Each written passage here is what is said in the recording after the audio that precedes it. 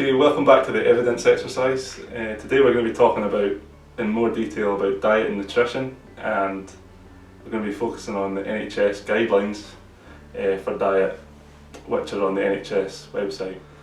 So this here is the Eatwell Plate, which is part of the NHS guidelines. In order to look at it in a bit more detail, we're going to be speaking to Michelle Estrade, who's a dietitian, and she's been involved in research with the Scottish collaboration specifically on diet and nutrition. And she's currently working as a lecturer at Central Michigan University in the United States. So, Michelle, can you tell us a bit more about this plate in terms of what it represents? They've chosen to go with a plate in the UK. In some other countries it's represented differently. But the important thing here is each food group kind of represents some key nutrients in a lot of these different foods. So let's say, for example, in the milk and dairy foods, those tend to be quite rich in calcium and vitamin D, and so it's important to get enough of that in your diet. Of course, there are different nutrients in different food groups that tend to be most common, and it's important in the long run to get enough of all of the nutrients in your diet. So this doesn't necessarily represent what you should be eating at every meal, but the kind of the balance that you should be aiming for in your overall diet. And so if you eat a bit more of certain food groups at one meal, you just have to think about that in terms of, okay, in the next meal I should maybe have more of some other food groups. And thinking about your diet in this entire picture kind of sense, a very small portion of your overall diet should be that high fat, high sugar. So what is it about fruit and vegetables in particular that makes them so important for our diet? Well, fruit and vegetables have a lot of different nutrients that we really need in our diet. The whole spectrum of colors is really there, and what colors tend to represent are phytochemicals and different vitamins and minerals that are really important to our health and to a balanced diet.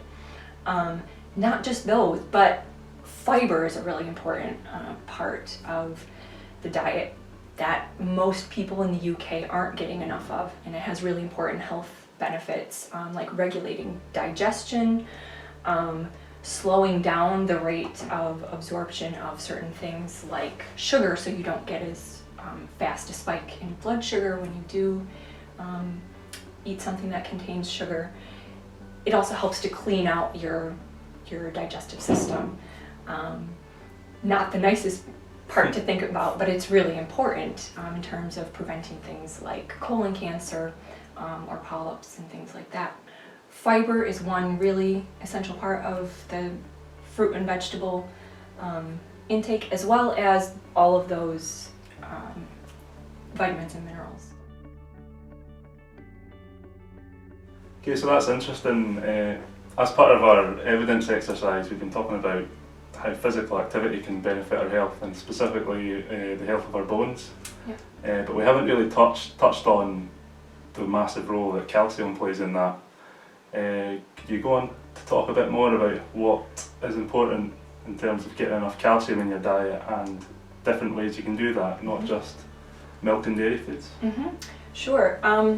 So yeah, calcium is a mineral, a key component of bone, and it's really important to have enough in your diet so that your bones can stay properly mineralized and strong. The food group that tends to be the greatest source of calcium is the milk and dairy products group, but there is calcium actually in a lot of vegetables. A lot of these dark green, hearty vegetables.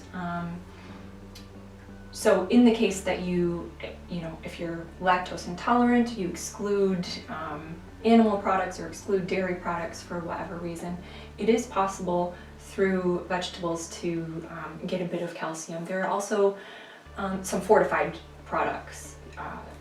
Soya, for example, is the main source when you're replacing dairy. So keeping the bones strong is the essential role of calcium, and that can come From dairy products, most certainly, but it is available in a lot of other foods. In later adulthood, say after age 55, 60, the need for calcium and vitamin D increases, and you need to make sure that your bones are staying strong and mineralized. If you don't get enough in your diet, your body will send some signals to the bone to start breaking down a bit of bone and put that into the blood to maintain that level of calcium in the blood, and that's when you can start to lose a lot of bone mineral density.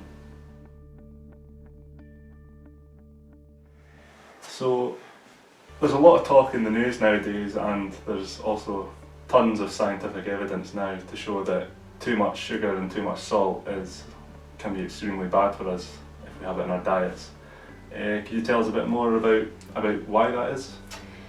Well, so first of all, salt and sugar are used not just in flavoring foods, but also in preserving foods. They have this kind of antimicrobial effect, and so a lot of the packaged foods that are intended to have a long shelf life in the supermarket get tons of salt and sugar added to them for that reason as well.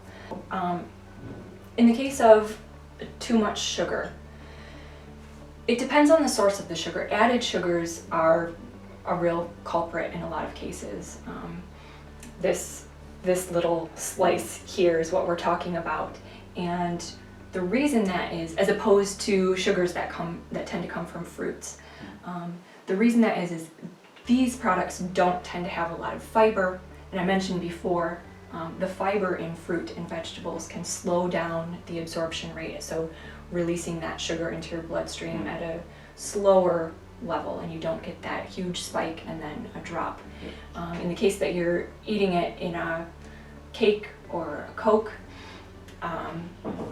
it gets absorbed very quickly into the bloodstream. You get a spike in blood sugar, and then your body has to work hard to bring that back down, bring that level back down to normal. And sugar in general in your blood is necessary to maintain your bodily functions. Your brain uses plenty of sugar. Your muscles, the daily movements, your daily tasks of living require a constant level of blood sugar, but too much in the blood can be really damaging to a lot of tissues. Body tissues don't like to be bathed in excess blood sugar, and that's where a lot of the damaging effects, for example, of diabetes, can be seen. Damaging to nerve tissues and whatnot. So that's not good for the body. So sodium is an essential nutrient actually in the diet. We need a minimum amount of that. It's an electrolyte, and we need that to keep fluid balance in our body. You know all about that from exercise. But the problem is we get far too much of it in the average diet. Average Western diet, certainly the average diet in the UK, and that again comes from so much of the foods that are intended to have a long shelf life and our preference for salty foods. You get fish and chips, and you need to have a lot of salt on it because that's the preference that we've developed. What can happen then from that level of sodium that is really much too high is that the level of fluid in your body can be kind of altered, and that's what starts to alter your blood pressure. High blood pressure has negative effects on your health, on your cardiovascular health, and just in general increases your risk for a lot of health problems down the road. So how can someone who doesn't like some of the foods that are recommended in the NHS guidelines meet their daily amount or get a balanced diet? For example, if they have a severe dislike of vegetables. That's a common one, I think. And that's a problem because vegetables are so important in terms of a source of many different nutrients. If you think about, again, all of those colors that they have represent different micronutrients, different phytochemicals that are really good for the body, as well as a really great source of fiber, which we don't get enough of in general in Western diets. So what I would recommend in that case is all hope is not lost. Maybe you don't like the way that your mom always cooked vegetables and forced them on you, but there are really palatable ways to prepare vegetables and to make them part of your diet. It takes adults up to 20 times of trying something to start to form a taste preference for it. So if you start by adding very small amounts of vegetables in one way or another, for example, if you're having some pasta and you add just a little bit of, let's say, shredded carrot and a few leaves of spinach into that sauce, and you won't notice it, I promise you won't notice it. And each time maybe you can just add a little bit more, just hide those vegetables away in some of the things that you're eating. If you start to make that a habit, you will start to enjoy vegetables more. Experiment a bit, find some recipes that sound interesting, that sound like maybe you could possibly enjoy them. Give it a try, and if you don't like something, that's okay. At least allow yourself the opportunity to try it, and really don't give up until you've tried something 20 times. Then you can check it off the list and say, okay, but try something at least 20 times and see if you can't just start to develop that at least tolerance of vegetables. I promise it gets better. Just one last question then. If you could give a piece of advice to have a healthy diet, what would it be?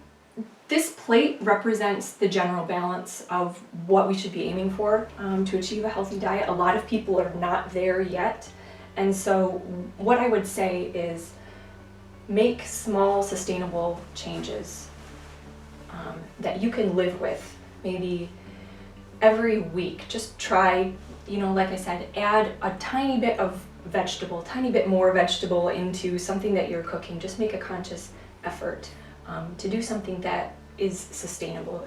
Whenever you go cold turkey and start all over and completely reinvent your habits, it's much more difficult to sustain that kind of lifestyle, and you're more likely to give up after a short period of time and long for the good old days when you had that other way of living. As long as you can make these small changes that you don't necessarily even notice are happening, you have a much better chance of being able to sustain that in your life. And this is the pattern that you want to try and aim for over the course of your life to extend your healthy years as well as your total lifespan. So slow and steady is the advice that I would give. That's great. Thanks very much for your insights. It's been very helpful, and we'll maybe speak to you again. Great to be here. Okay. Just say that! A diet is not a laughing matter.